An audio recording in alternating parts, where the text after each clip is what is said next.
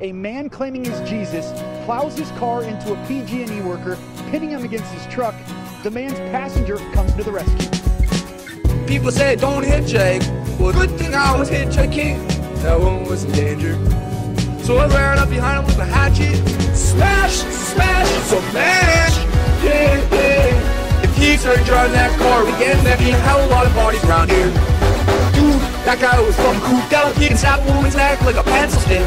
So I started smashing him in the head. Smash, smash, so mash. No matter what you've done, you deserve respect. Even if you make mistakes, you're lovable. Doesn't matter your look, skills, or age, or size, or anything. You're worthwhile. No one can ever take that away from me. You're worthwhile.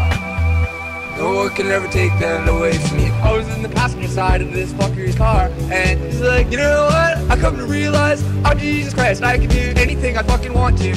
Bam! He smashed into this guy right there.